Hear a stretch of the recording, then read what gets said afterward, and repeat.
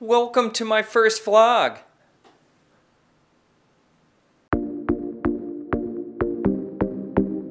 So, welcome to the first vlog. I thought maybe because it's my first vlog that I would go to the very beginning, to the basics, and talk a little bit about exposure. Knowing how to correctly expose your photos and your videos is extremely important, and knowing the basics about the elements of exposure will also help you understand how your camera works, which I think will help you be more creative in the future.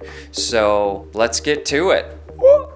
Okay, so what is exposure? Exposure is made up of three different elements: your shutter speed, your aperture, and your ISO. All three of these elements come together to determine how bright or dark your image is, so it's extremely important. The first one that we'll talk about is shutter speed. Your shutter speed is the amount of time the shutter is open, allowing light to hit your sensor. So the longer your shutter is open, the more light and the brighter your photo or video is going to be. The quicker the shutter speed, the less light that's going to be coming into your shutter. The other effect that shutter speed has on your film is a slow shutter speed can affect your motion blur. So the longer your shutter is open, the blurrier your image is going to be. The faster your shutter speed, the more hectic your image is going to be. So if you have a really dramatic fight scene and you want somebody's hands to look like they're going really fast, you want to use a really fast shutter speed. Now, how do you know what shutter speed to use? Well, if you're just doing a regular everyday video, if it's an interview or whatnot, and you don't want motion blur and you don't want it to look too spastic, then you would follow what they call the 180-degree rule. And what this says is if you're shooting at 24 frames per second, your shutter speed should be double your frame rate. So if you're shooting at 24, your shutter speed should be 48 or 50, whatever option your camera has. It looks the most natural, the most lifelike, the least jarring to the eye. The second element is the aperture. The aperture regulates the amount of light which is allowed into the camera body.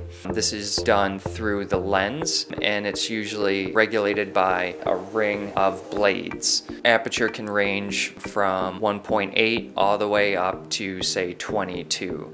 Now, what's different about aperture, and can be a little confusing, is that the smaller number actually lets in the most amount of light, whereas the larger number lets in the least amount of light. And the cool thing about aperture is that it can help create that really blurry background. So if you're shooting at a higher aperture, which is a smaller number, maybe a 1.8 or a 1.4, decreases the depth of field. And what that means is that it's a smaller area in front of your camera which is in focus. And what that helps to do is blur out the background and isolate your subject. So right now I'm shooting at 2.8, and as you can see, I'm in focus, but everything behind me is a little bit blurry. So it helps me stand out, and it's a really cool effect. If you shoot at a higher aperture at like 16 or 22, that'll do is put everything in focus. But at the same time, the higher aperture lets in less light, so it's going to be darker. And those numbers, the 1.8 or 22,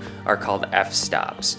And that's usually regulated by the type of lens that you're using. Each lens has a different number of f-stops. And again, the lower the number, 1.8, the smaller the depth of field, the more light coming into your lens. The higher the number is the larger the depth of field and the less amount of light coming in. And the last element that I want to touch on is ISO. ISO used to stand for International Standards Company. It was a measurement of the amount of light of which a film strip could absorb or was sensitive to. What ISO is the sensitivity of the sensor to light. It usually ranges from about 100 all the way, it can go up to 4 million. For me, an easy way to understand this is like it's artificial light. So you would boost the ISO if you're shooting in a darker environment, but the problem is the higher you boost your ISO, the more you encounter that graininess in your footage. It's often referred to as noise. Some of the higher end cameras, you can push that ISO up a little bit higher and get a better picture because of the quality or the size of the sensor. But a good tip when you're working with ISO is you want to keep that as low as possible at all times.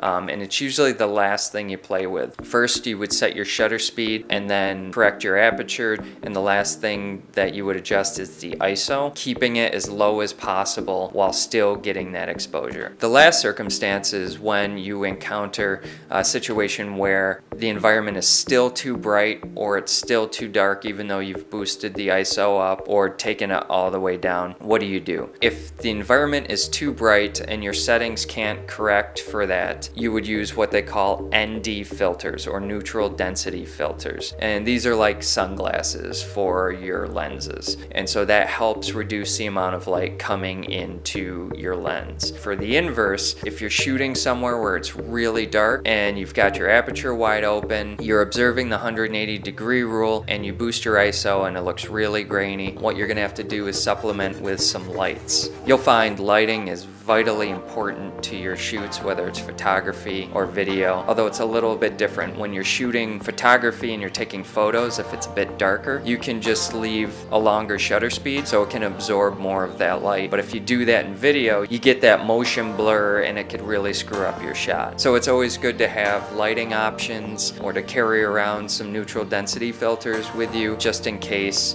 you need them. So that's just a quick explanation of what they call the holy trinity: your ISO, shutter speed, and aperture. All three of those coming together to control exposure. Once you understand and you've played around with these settings, I think it'll allow you to be a lot more creative with your photos, with your filmmaking. So that was a lot of information. Here's just a quick wrap up. If you're doing just a regular shoot, first thing that you should think about is your shutter speed. And if you're shooting at 24 frames per second, which is what most cinematographers consider to be the most cinematic, your shutter speed is going to be about 48 or 50 depending on your camera settings. So the second thing is you're going to set your aperture. You know, depending on whether you want that rich blurry background or everything to be in focus, and taking into consideration the light sources, you're going to set that, if you want the blurry background, the higher number, 1.4, 1.8, 2.8, something like that. If you want everything in focus, then you're going to be at the 16, 17, 22 range. And the last thing is your ISO. Remember to keep it as low as possible. If you need to boost it a little bit to make up for some light, you can do that. But remember, the higher it goes, the more grain and the more noise you're going to get in your picture. And the last thing is always make sure to carry around some ND filters with you and some lighting options if you can. So if you follow those rules most of the time, you're going to get a nice, well-exposed photo or video, and it's really just going to make your footage look all that much better. So that's it, guys. Thanks for sticking around. I know this was a longer one. I'm going to try and keep the next one shorter. But if you enjoyed what you heard, leave a comment, hit the like button, make sure to subscribe so you don't miss any of the content. And until next time, see you.